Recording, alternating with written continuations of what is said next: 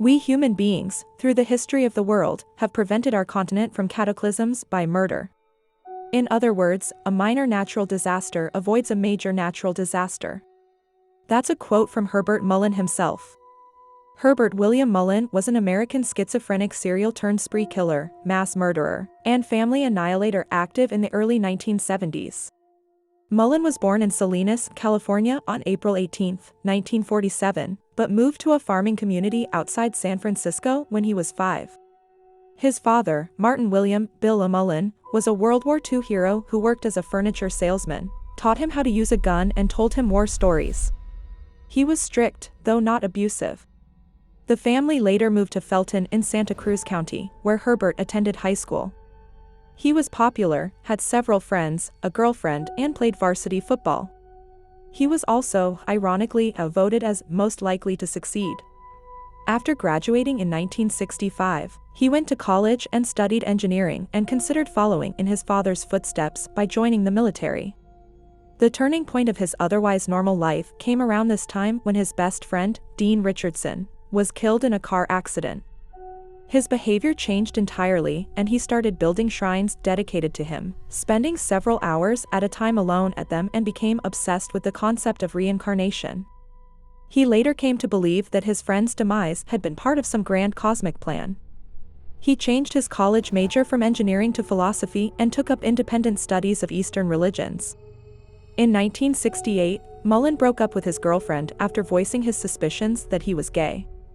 The next year, he allowed his family to commit him to the Mendocino State Hospital, but he left shortly afterward. He spent the following years drifting in California, working small-time jobs and spending short periods of time in various mental institutions. He did a brief stint as a boxer but had to be forcibly removed from the ring when he wouldn't stop beating his opponent.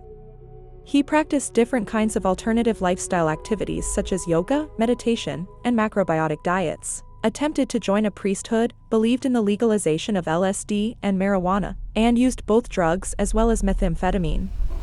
However, he was also vocally ultra-conservative. In court, he said that he was bi-everything, bisexual, bipolitical, bicultural, bispiritual. He also falsely claimed to be biracial. He was evicted from one of his apartments for pounding the floor and shouting at people he imagined were there. On January 15, 1973, Mullin tried to enlist in the U.S. Marine Corps. Though he passed the physical and psychiatric exams, he was rejected when his pretty extensive record of arrests and bizarre behavior was discovered. He believed this to be another part of a big conspiracy against him and later claimed that he never would have become a serial killer if he had been accepted. In November the previous year, he had also applied for the Coast Guard but failed the psychiatric exam.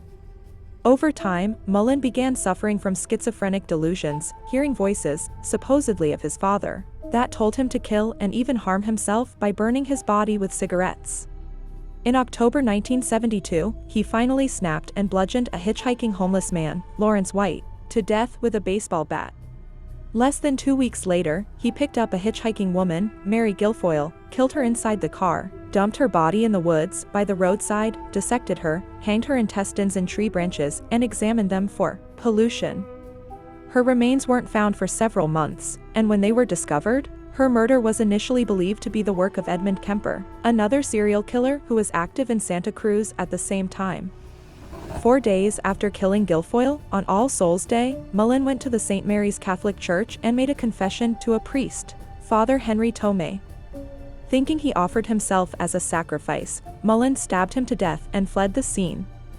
After being rejected by the USMC and quitting taking drugs, his delusions became worse and he decided to kill Jim Johnera, whom he knew from high school and used to buy marijuana from. He felt that, because he had sold him drugs that had twisted his mind, he was to blame for how troubled his life was. On January 25, 1973, he went to the last address he knew Johnera had lived, a cabin near the Mystery Spot, a tourist attraction in Santa Cruz. When he found that the cabin had another resident, a woman named Kathy Francis, and her 2 sons, he got Johnera's new address from her. During that night, Mullin went to the Johnera's home on West Avenue and killed him and his wife and, at some point, killed Francis and her sons. Exactly in what order the murders occurred is uncertain, though an FBI profiler asserted that Mullin killed the Francises just after talking to the mother and then killed the Johneras.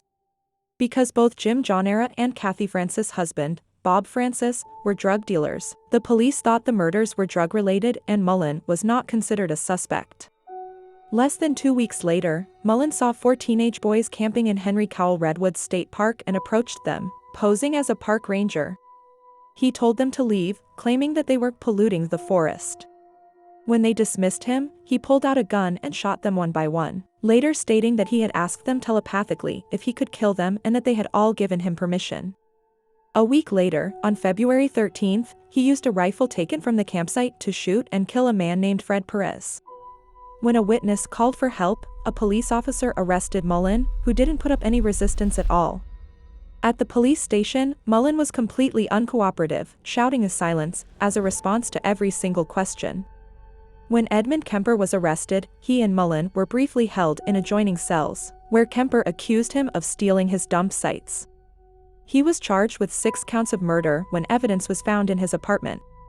4 more counts, those of the campers, were added when their bodies were discovered on February 17th, and he soon confessed to the first 3 murders, though he was not charged with them. A big issue during the trial was establishing whether or not he was eligible for the insanity plea. It was argued that his murders of the Johneras and the Francises had some degree of premeditation. In the end, Mullin was found guilty of 8 counts of second-degree murder, meaning he hadn't planned them in advance, and 2 counts of first-degree murder, those of Kathy Francis and Jim Johnera, and sentenced to life imprisonment. He served his sentence at the Mule Creek State Prison in Ione, California, and wasn't eligible for parole until 2021 when he would be 74 years old. Mullin was also noted to have had interactions with Kemper. Kemper performed what he called behavior modification treatment on Mullin by giving him peanuts whenever Mullin was good. He sometimes bothered other prisoners by singing, so Kemper splashed water on him. Mullin died in prison on August 18, 2022, aged 75, from natural causes.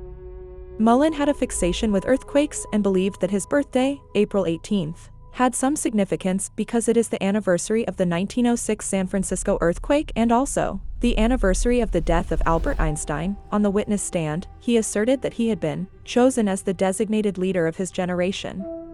He believed that the many killings in North Vietnam during the Vietnam War had acted as a kind of sacrifices, preventing earthquakes, and that his own killings had the same effect on California, where earthquakes of various intensities are frequent, and that as the leader, it was his duty to ensure that enough people died to prevent natural disasters. Prior to that, he had considered relocating to Canada in order to avoid them. He also came to believe that everything about his life had been part of a big conspiracy.